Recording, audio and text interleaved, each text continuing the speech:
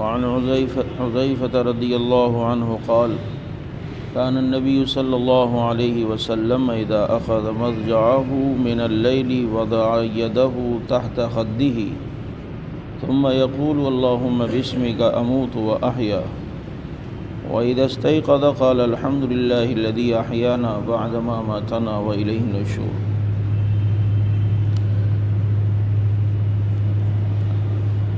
آپ صلی اللہ علیہ وسلم کی سنتوں کے موضوع پر بیان ہو رہا تھا،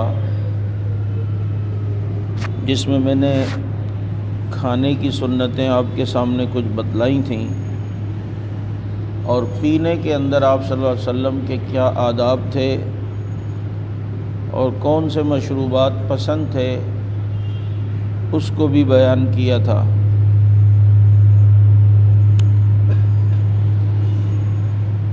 آپ صلی اللہ علیہ وسلم کے کچھ میوے کچھ پھل جو آپ کو پسند تھے ان کا آج کچھ بیان ہے، اور پھر نیند کی اور سونے کی کچھ سنتیں بھی شاید بیان ہوں۔ دیکھیں، ایک کام میں نے شروع میں کام نے کرنا ہے، لیکن اس کو سنت کے مطابق کر لیں تو اس کو اجر پا جائیں گے، اس کا اجر ملے گا۔ صرف نیت تھوڑی سی آدمی بدل لیں۔ اب آپ صلی اللہ علیہ وسلم کھجور تناول فرماتے تھے شوق سے۔ اب کھجور اگر ہمیں کوئی دے، اگر سے تھوڑی دیر ہم یہ سوچ لیں کہ میں اس لیے کھا رہا ہوں کہ حضور کی سنت ہے، تو اب یہ کھجور کھانا ثواب ہوگا یا نہیں؟ آپ صلی اللہ علیہ وسلم نے عجوہ کھجور پسند فرمائی، اس کے علاوہ دیگر کھجوریں بھی تناول فرمائیں۔ ایک مرتبہ آپ صلی اللہ علیہ وسلم کے پاس کچھ کھجوریں آئیں تو ذرا پرانی تھیں، تو آپ صلی اللہ علیہ وسلم اسے ہاتھوں سے کھول کھول کے دیکھتے جا رہے تھے کہ کوئی کیڑا وغیرہ تو اس میں نہیں ہے۔ تو پتہ چلتا ہے کہ کبھی کوئی پرانی کھجوریں آئیں تو اس کی تفتیش کر کے کھانا یہ بھی سنت ہے، اور اس کو دیکھنا کہ اندر کوئی اس میں کیڑا وغیرہ کوئی چیز نہ ہو۔ اسی طرح آپ صلی اللہ علیہ وسلم نے کبھی کھجور اور دودھ کو ملا کے کھایا ہے، کھجور اور دودھ کو ملا کر۔ کبھی آپ نے کھجور کو تربوز کے ساتھ ملا کے کھایا ہے، اور کبھی جو ہے وہ کھکڑی وغیرہ کے ساتھ ملا کے، کیونکہ کھجور کی تاثیر گرم ہے اور یہ خربوزے اور کیا کہتے ہیں کھکڑی کی تاثیر ٹھنڈی ہے، تو یہ دونوں جب ملا کے کھائیں گے تو اعتدال آ جائے گا۔ وہ کھکڑی اس کی گرمی کو مارے گی اور کھجور اس کی ٹھنڈک کو مارے گی، تو یہ ایک اعتدال کی صورت بنے گی۔ تو یوں کبھی آدمی کھا لے۔ کبھی کبھی آپ صلی اللہ علیہ وسلم نے کھجور کو شہد کے ساتھ لگا کے بھی کھایا ہے، کہ شہد کے ساتھ کھجور کو ملایا اور اس کے بعد تناول فرمایا۔ تو ہم بھی کبھی اگر موقع ملے اور شہد بھی قریب ہو اور کھجور بھی ہو تو یہ سنت، کیونکہ یہ وہ بیانات چل رہے ہیں کہ جو سنتیں ہیں کوشش ہو کہ ہم سے دنیا کے اندر جتنا ممکن ہو سکے آپ صلی اللہ علیہ وسلم کی ہر سنت پر عمل کر لیں۔ آپ صلی اللہ علیہ وسلم نے کھجور کو کبھی روٹی کے ساتھ بھی کھایا۔ ایک مرتبہ جو کی روٹی پر آپ صلی اللہ علیہ وسلم نے کھجور کو رکھا، جو کی روٹی کے اوپر کھجور کو پایا تو فرمانے لگے ہائے کتنا بہترین سالن ہے، بس یہی ہمارا سالن ہے۔ اور پھر کھجور کے ساتھ کھجور کو سالن بناتے ہوئے اس کے ساتھ روٹی آپ نے تناول فرمائی۔ تو کبھی ہمارے دسترخوان پہ بھی کھجور ہو تو ہم تھوڑی آدھی روٹی یا ایک دو نوالے کی روٹی پہ کھجور رکھ لیں، اور پھر جناب اس کو روٹی کے ساتھ سالن سمجھتے ہوئے کھا لیں، تو یہ بھی سنت ہے۔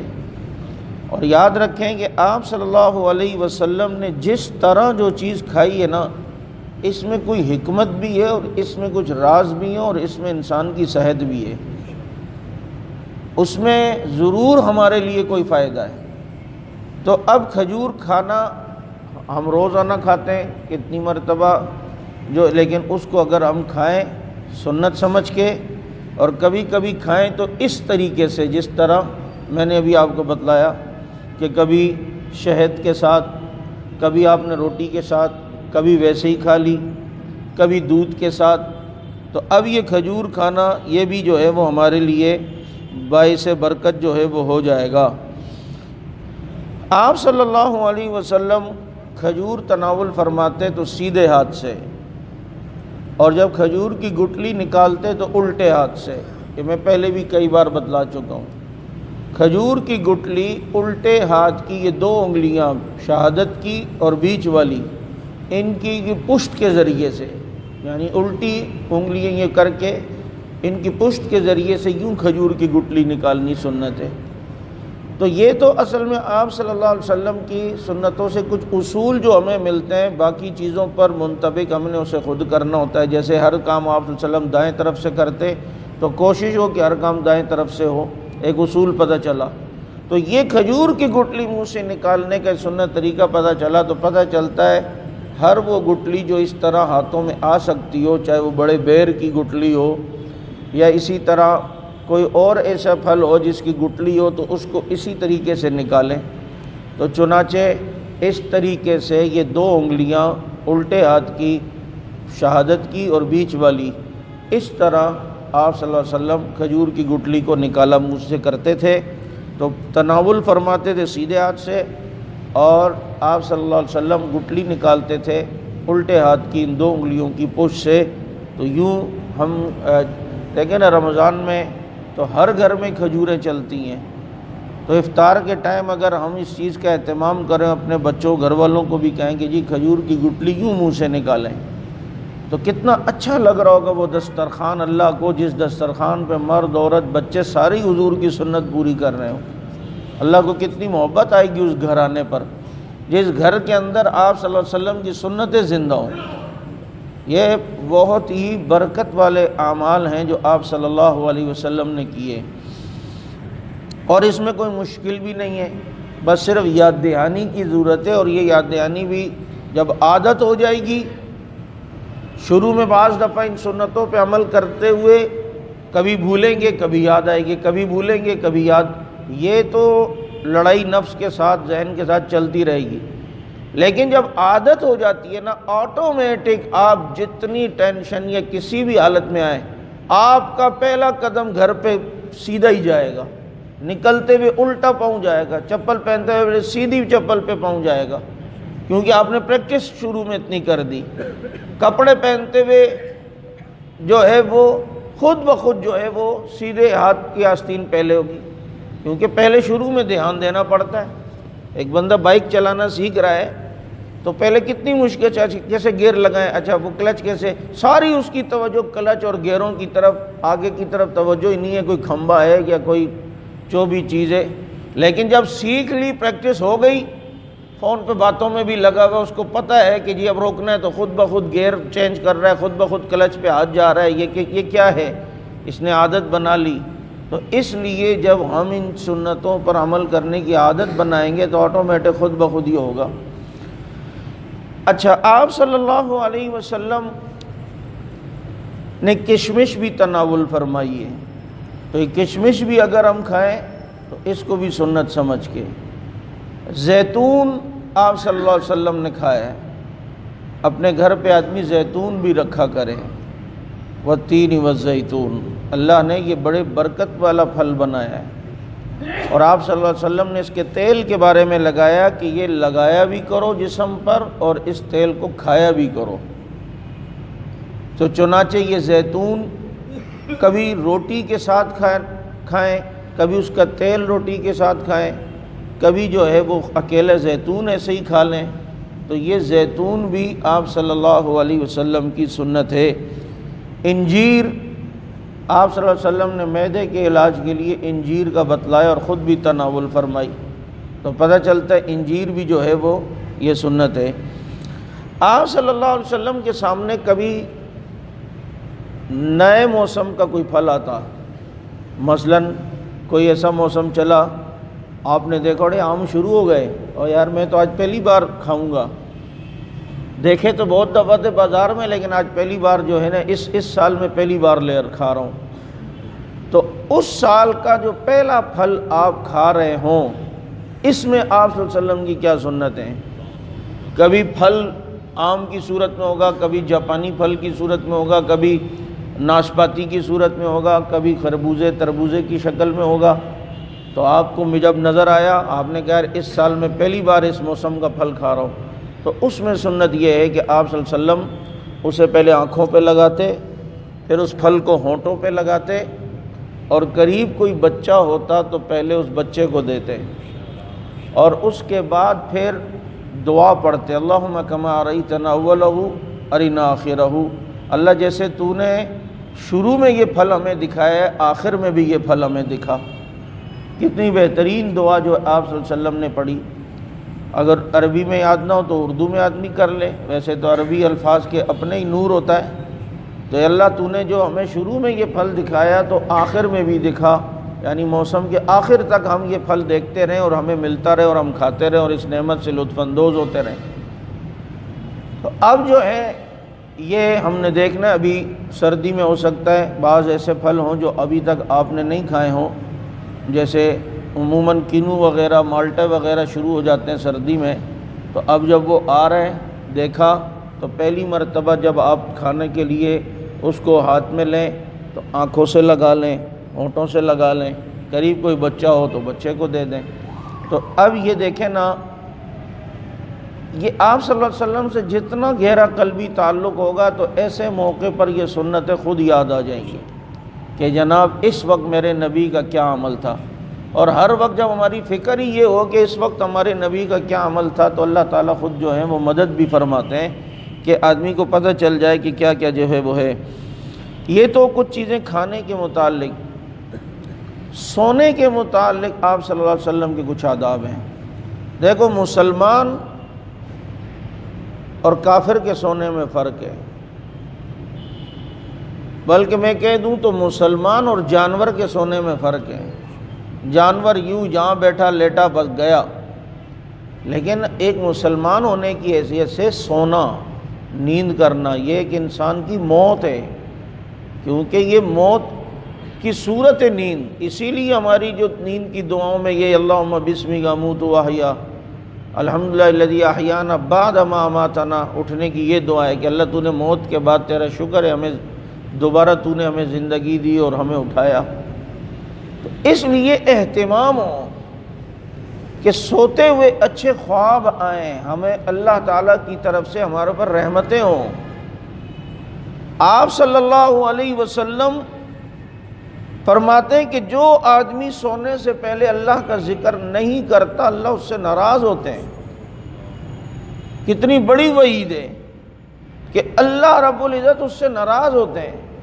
کتنا غافل میرا بندہ ہے، ابھی یہ موت کے منہ میں ایک طریقے سے جا رہا ہے تو یہ اللہ کا ذکر نہیں کر رہا۔ تو اس لیے سوتے ہوئے بھی آپ صلی اللہ علیہ وسلم کی سنتوں کا اہتمام ہو۔ بھائی کتنے سونے والے ایسے ہیں کہ جو سوئے تو سوتے ہی رہ گئے، اٹھنے کا موقع ہی نہیں ملا اور کچھ بھروسہ نہیں ہوتا۔ تو اس لیے آپ صلی اللہ علیہ وسلم کی کچھ سنتیں سونے کے متعلق بھی سن لیں۔ آپ صلی اللہ علیہ وسلم وضو کر کے سوتے تھے، مسواک کر کے سوتے تھے۔ آپ صلی اللہ علیہ وسلم کی تعلیمات میں سے ہے کہ رات کو سورہ ملک پڑھیں۔ سورہ ملک، قبر کا عذاب، یہ انسان کو ہر وقت ڈرنا چاہیے، اور قبر سے واسطہ پڑھنا ہے سب سے پہلے۔ اگر ایک انسان فضا میں مر گیا تو وہ فضا ہی اس کی قبر ہے۔ ایک انسان مچھلی کے پیٹ میں چلا گیا، مگرمچھ کے پیٹ، وہ اس کی قبر، وہ یہ قبر جس صورت میں بھی ہو پہلا اسٹیپ قبر ہے، مرحلہ پہلا قبر ہے۔ تو قبر کی سختی سے اگر بچنا چاہتا ہے تو سورہ ملک پڑھ کے سوئیں۔ اور یہ اتنی آسان صورت ہے نا، آپ کو اگر یاد نہیں آپ پڑھنا شروع کریں، ناظرہ دیکھ دے، 1 مہینے کے اندر انشاءاللہ آپ کو خود ہی یاد ہو جائے گی۔ یہ کوئی مشکل عمل تو نہیں ہے۔ تو سورہ ملک پڑھیں۔ تو آپ صلی اللہ علیہ وسلم وضو کر کے سوتے۔ اب اس میں کئی سنتیں آئیں گی لیکن جتنا ہم سے ہو سکے گا ہم اتنی پہ عمل کر لیں۔ آپ صلی اللہ علیہ وسلم سونے سے پہلے اپنا لباس تبدیل کرتے۔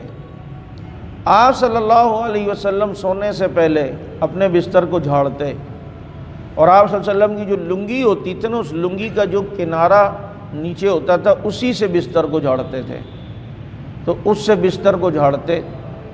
تو اس کے بعد آپ صلی اللہ علیہ وسلم جب سونے لگتے تو پہلے یوں ہاتھ رکھ کے 3 مرتبہ سورہ اخلاص، 3 مرتبہ سورہ فلق، 3 مرتبہ سورہ ناس پڑھتے، اور پھونک کر پھر اپنے سارے جسم پر جہاں تک ہاتھ پہنچ سکتا تھا ہاتھ 3 مرتبہ ہاتھ پھیر دیتے۔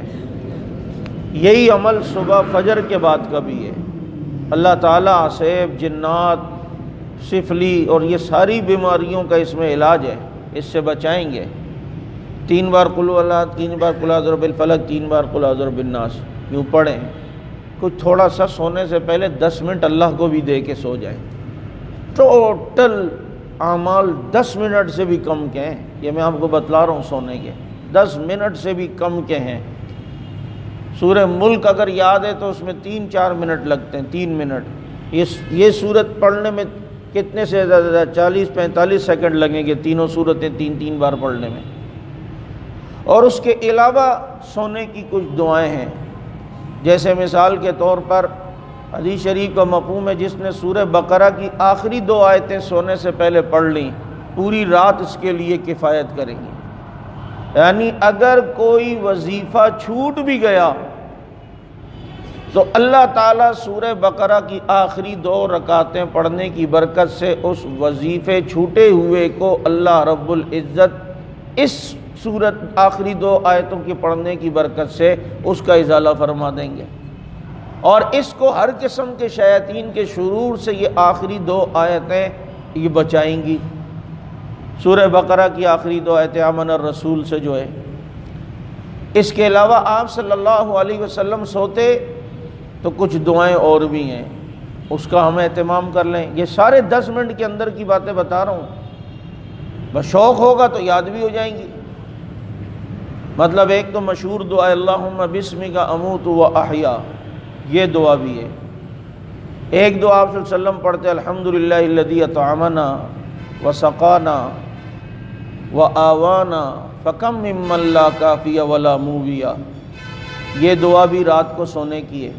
الحمدللہ الذی اطعمنا وسقانا وآوانا فکم ممن لا کافی ولا مووی، کہ اللہ کا شکر ہے، اللہ نے دن بھر ہمیں کھلایا پلایا اور ہمیں ٹھکانہ دیا۔ کتنے ایسے لوگ ہیں جن کو ٹھکانہ ہی میسر نہیں ہے، اور ہمیں تو اللہ نے ٹھکانہ دیا۔ ہر جگہ اللہ کے نبی نے اللہ کا شکر سکھایا ہے۔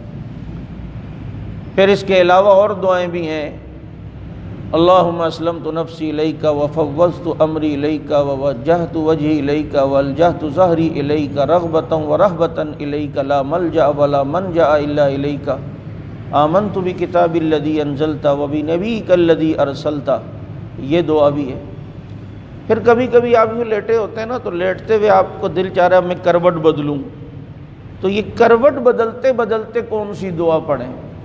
سلام کریں صحابہ کو جنہوں نے ایک ایک ادائے نبی کی ہم تک پہنچائی ہیں۔ کسی کی اتنی جامع زندگی ہے کہ یار اس کے کروٹ تک کے بدلنے کے اسٹائل اور انداز پتہ ہوں، یہ معجزہ ہمارے نبی کا ہے۔ ایک ایک اداؤں کی دعائیں یاد ہیں، یہ کروٹ بدلتے بدلتے لا الہ الا اللہ الواحد القہار رب السماوات والارض العزیز الغفار، یہ دعا کروٹ بدلتے بدلتے۔ اور پھر آپ صلی اللہ علیہ وسلم اپنے سیدھے رخسار کے نیچے یہ دایاں ہاتھ رکھتے اور اس وقت پھر ایک دعا پڑھتے، رب قنی عذابک یوم تبعث عبادک، کہ اے اللہ مجھے جس دن تو بندوں کو اٹھائے گا اس دن کی جو ہے اپنے عذاب سے میری حفاظت فرما۔ یہ دائیں جو ہے وہ گال کے نیچے دایاں ہاتھ یوں رکھتے اور دائیں کروٹ پر آپ صلی اللہ علیہ وسلم سوتے۔ آج آپ کی میڈیکل سائنس کہتی ہے کہ بائیں کروٹ پہ سونا دل کے لیے نقصان دہ، کیونکہ دل بائیں طرف ہے تو پورے جسم کا زور دل پر پڑ رہا ہوتا ہے، تو دل صحیح طرح پمپنگ نہیں کر پاتا، خون صحیح طرح جسم میں سرکولیٹ نہیں ہوتا۔ تو یہ تو ساری چیزیں ان کو آج سمجھ میں آ رہی ہیں، اور ہمارے نبی کو اللہ رب العزت بذریعہ وحی پہلے ساری چیزیں دکھا رہے ہیں اور بتا رہے ہیں۔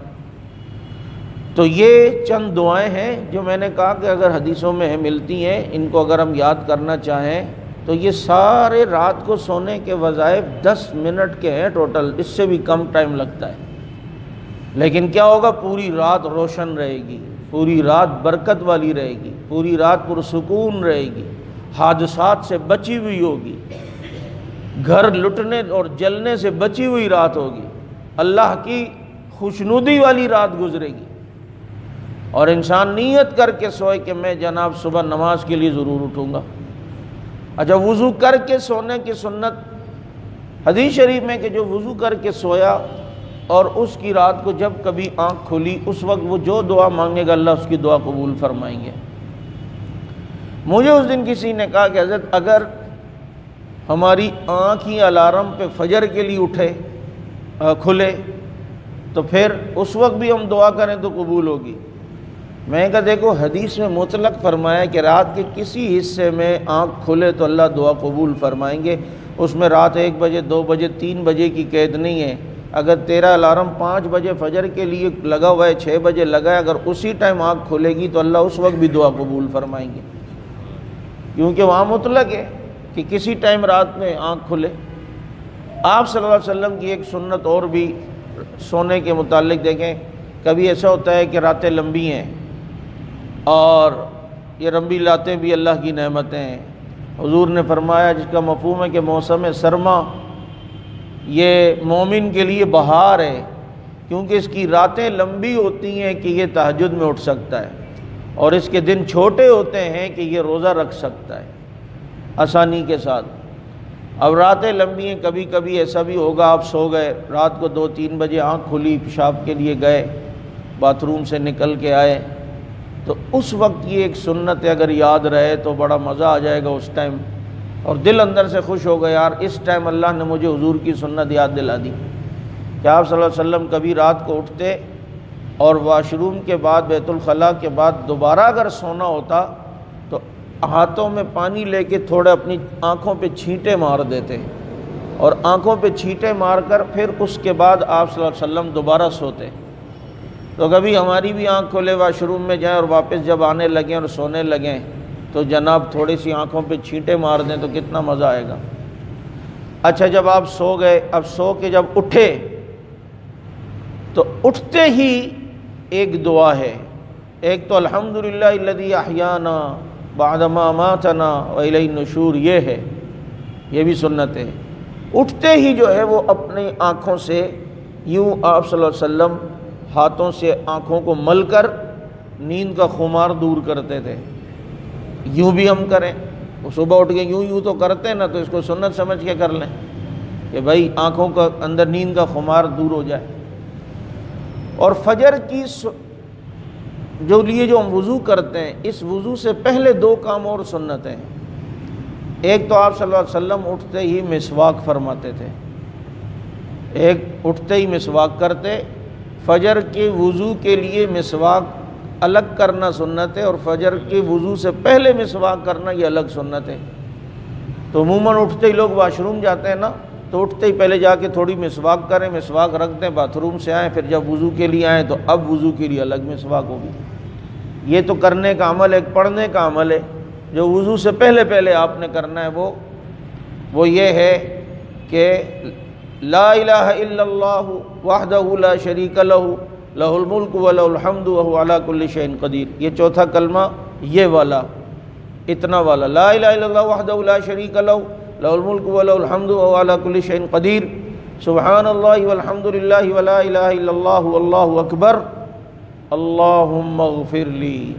چوتھا کلمہ پہلے، تیسرا کلمہ بعد میں، اور آخر میں ایک بار اللہم اغفر لی۔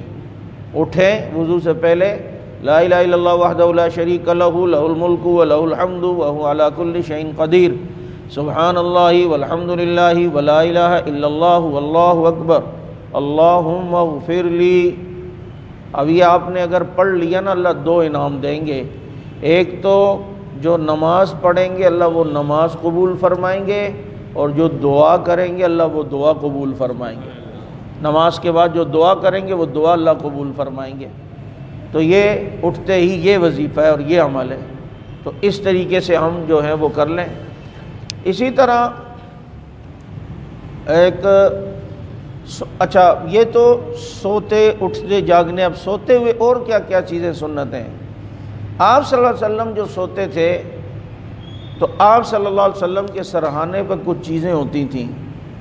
ایک تو مسواک ہوتی تھی، ایک جو ہے وہ کنگا ہوتا، تیل کی شیشی ہوتی، سرما ہوتا، شیشہ ہوتا، پینے کا پانی ہوتا، مسلح ہوتا اور تلوار ہوتی۔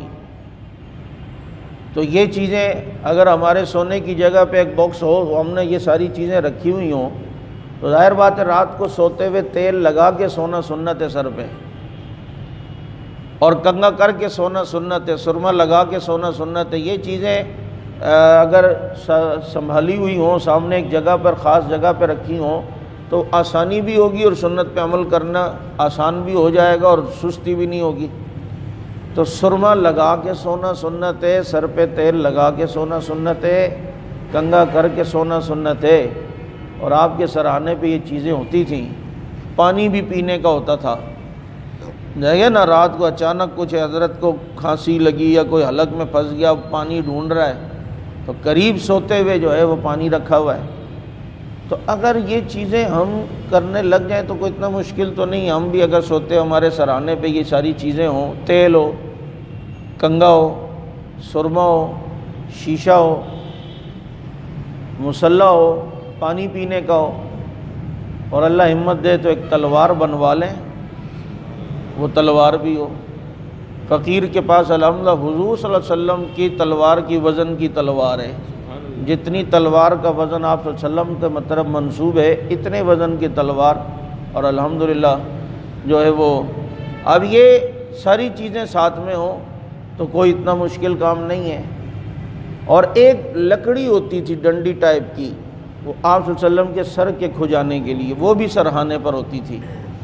یہ چیزیں ہیں جو آپ صلی اللہ علیہ وسلم کے سرہانے پر ہوتی تھیں، اور اگر کسی کے اندر آپ صلی اللہ علیہ وسلم کی محبت عشق ہوگا، وہ ساری سنتوں پہ کوشش کرے گا عمل کروں۔ آپ صلی اللہ علیہ وسلم کے تکیہ چمڑے کا ہوتا تھا اور اس میں کھجور کی چھال بھری ہوئی ہوتی تھی، کھجور کی چھال یہ بھری ہوتی تھی۔ تو اگر اس دیکھیں میں یہ ساری چیزیں اس لیے بتلا رہا ہوں کہ یہ کوئی مشکل نہیں ہے۔ مجھے ایک ذوق اس طرح کا ہے، الحمدللہ میں نے یہ چیزیں جمع کی ہوئی، میں نے کھجور اپنا کیا کہتے ہیں چمڑے کا تکیہ اور خیرپور سے کھجور کی چھال منگوا کے اس میں وہ ڈلوائی ہے، تاکہ جناب یہ تکیہ ہمارے پاس ہو کہ یہ آپ صلی اللہ علیہ وسلم کی سنتیں، اس میں کوئی راز ہے کہ ہماری صحت کے لیے، ہماری روحانیت اور نورانیت کے لیے۔ یہ میں اس لیے چیزیں بتا رہا ہوں، بہت سے ایسے بھی ہوں گے جو دھنی ہوں گے ان چیزوں کے، تو ان کے لیے ذرا آسانی ہو جائے کہ یار اچھا یہ چیز بھی سنت ہے، ہم یہ بھی کریں گے، ہم یہ بھی کریں گے، ہم یہ چیز بھی ڈھونڈیں گے، کہیں سے نکال کے لائیں گے۔ آج تو درس کا موضوع کوئی اور چیز ہے، ورنہ کچھ چیزیں میں لایا بھی ہوں، ایک دو وہ دکھانی تھی آپ کو، لیکن وہ اگلے درس میں انشاءاللہ العزیز وہ وضو اور غسل کے پیمانے ہیں تاکہ آپ کو ایک دفعہ دیکھ بھی لیں۔ تو آپ صلی اللہ علیہ وسلم یوں سونے کا اہتمام ہوتا تھا۔ تو یہ ساری چیزیں اگر گھر میں میسر ہیں اور کوئی مشکل نہیں ہے، سفر پہ ہیں، اچھا سفر پہ بھی یہ چیزیں آپ صلی اللہ علیہ وسلم کے ساتھ ہوتی تھی، تیل، کنگا، شیشہ، سرما، اور یہ سر کھجانے والی یہ لکڑی ڈنڈی، یہ چیزیں ساتھ ہوتی تھیں۔ آپ صلی اللہ علیہ وسلم جب سو کے اٹھتے تھے تو یہ دعا پڑھتے تھے، الحمدللہ الذی احیانا بعدما اماتنا والیہ النشور۔ یہ دعا آپ صلی اللہ علیہ وسلم پڑھتے، اور جب فجر کی نماز کے لیے، اچھا ایک اور سنت بھی ہے کہ سنت کوشش ہوتی تھی آپ صلی اللہ علیہ وسلم کی فجر کی، وہ گھر پہ پڑھتے تھے، گھر پہ۔ جن کے گھروں میں لڑائیاں اور ناچاکیاں رہتی ہیں نا، تو وہ اپنی یہ سنتیں فجر کی وہ گھر میں پڑھا کریں، اس کی برکت سے اللہ گھر کی ناچاکیوں کو ختم کر دے گا۔ اور دوسرا فائدہ اس کا یہ، حضرت تھانوی رحمہ اللہ نے لکھا ہے کہ اللہ اس کا خاتمہ ایمان پہ فرمائے گا، فجر کی سنت جو گھر سے پڑھ کر آئے۔